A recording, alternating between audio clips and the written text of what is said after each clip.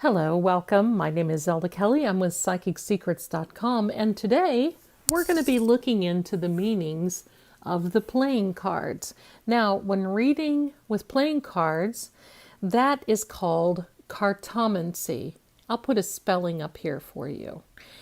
That means that when you are a reader in Cartomancy, you become a cartomancer. It's very interesting because many people don't know that the playing cards came about, we're thinking, about the 13th century, something like that, in China. There's a lot of meaning around the playing card deck, and it has changed many times over the centuries. But now we have 52 playing cards, and in Cartomancy, I use both jokers, which makes it 54. So I also want you to know that the tarot cards came from the playing card deck. And I don't think really anybody knows an exact year or century that happened. But I believe it was right around the 14th or 15th century when that started, that phase of divination. I'm using the playing card deck, which is the Renaissance deck. Beautiful deck. You've seen me use this before. I love it. It's got these little griffins on it, and it's got knights and all kinds of things. There's a beautiful shield there. It comes in a gold. This is silver. And then we have a black version, which I think is really beautiful. It doesn't show up very well against this black cloth that I'm using, but it's still a very, very beautiful deck. And I thought I would share that with you too. Now, the ace, we're going to start out with the ace of the suits, because in the playing card deck, in Cartomancy, the ace for me is the first card. Now, there is an Anglo-Saxon way, and then there is a French way of reading, and I'm sort of kind of maybe in between. And over the years, I have been reading for 45 years.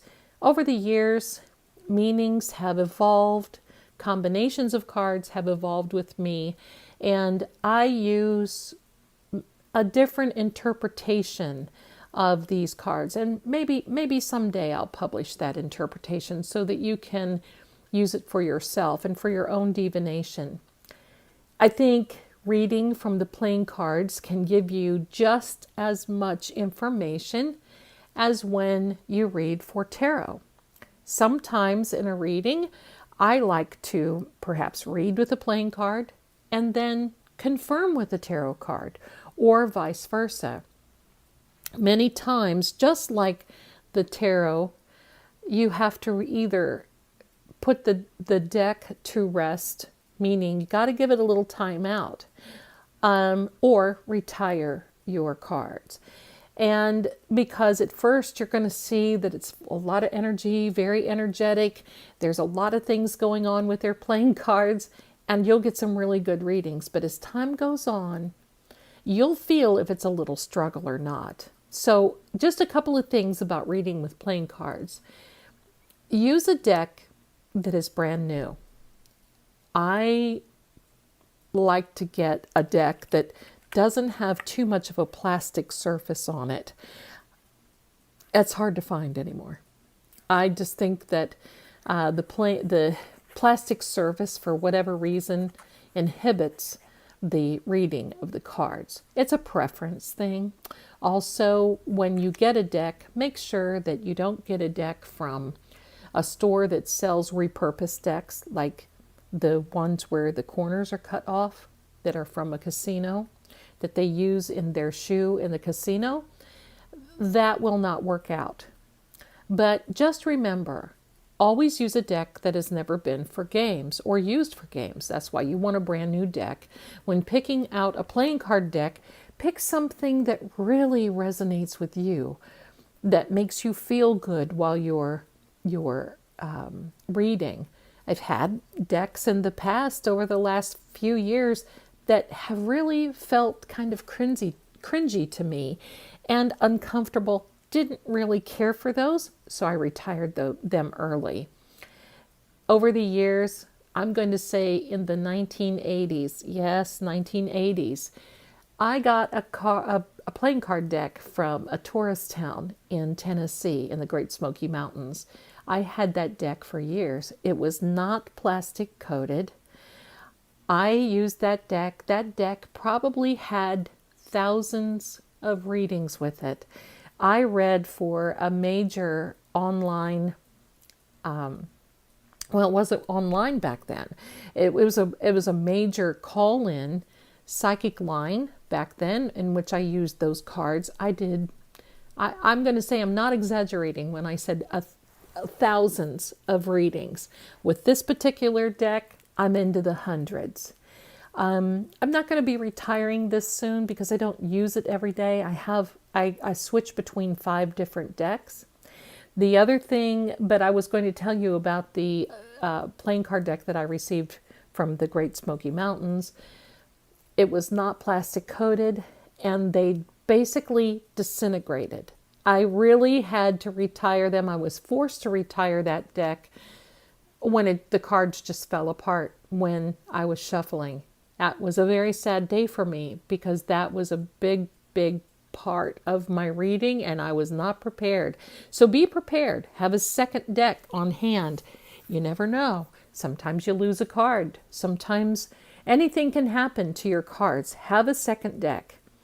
When you get your cards, your deck of cards, you always want to hold them, shuffle them, of course, divide out the suits, divide out, that actually technically is a joker. I love that, by the way. That is a lesser joker. You see how beautiful this deck is.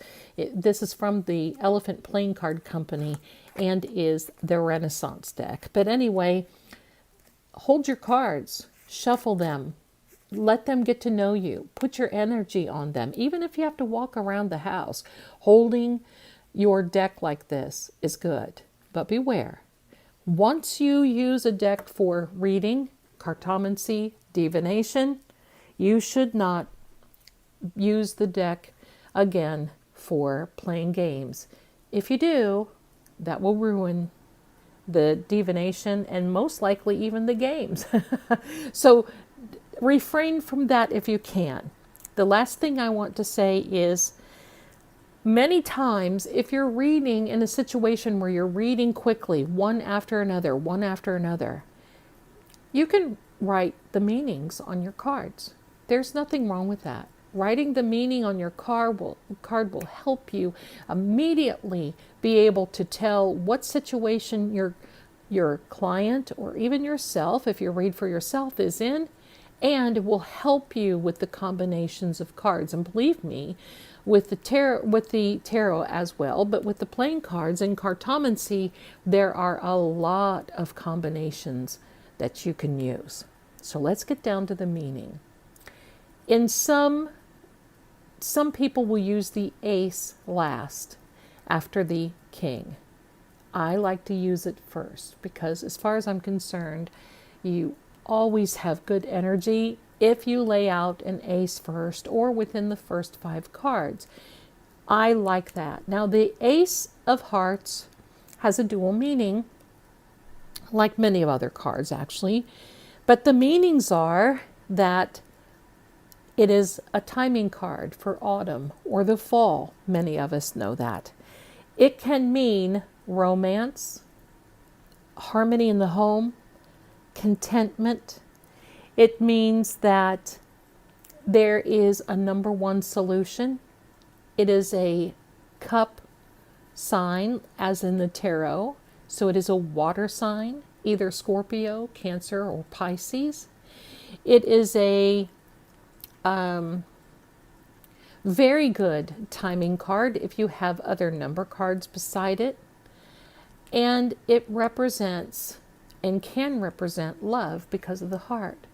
Now, one last thing I want to share with you, and that is this correlates with the Ace of Cups. This also is a water sign, and it is also a timing card and can be used as a timing card. And it also is a card that indicates the autumn of the year or the fall of the year. You can see the water in the cup. And there's a lot of really good meanings. So you're going to see this card in my other series called The Great 78, in which we will be going one by one through the cards with the meanings and in-depth of the tarot. The same as we're going to be doing with the playing cards. One last thing, some very famous people I know that you've heard of were very famous, and this was historical people, for getting playing cards and readings from the playing cards. That is Josephine and Napoleon Bonaparte. Napoleon was warned by a cartomancer to not go into battle, the Battle of Waterloo. He did it anyway. She told him that he would end up in exile, and that he did. There's a big story about that. I may publish that one time. Check back. But that's the meaning right now of the Ace of Hearts. So don't forget, if you want to, you can write your meanings on the cards. And get a deck. Get ready. We're going to go through the card meanings one by one, and you'll be set to start reading the cards. You don't have to be psychic to read the cards if you know what the card meanings are and the layouts are, and we will go through that. Thank you so much for watching this series. Welcome to Cartomancy, and I look forward to you being a cartomancer in the very near future. You be well and take care, and I'll see you again next time. Bye for now.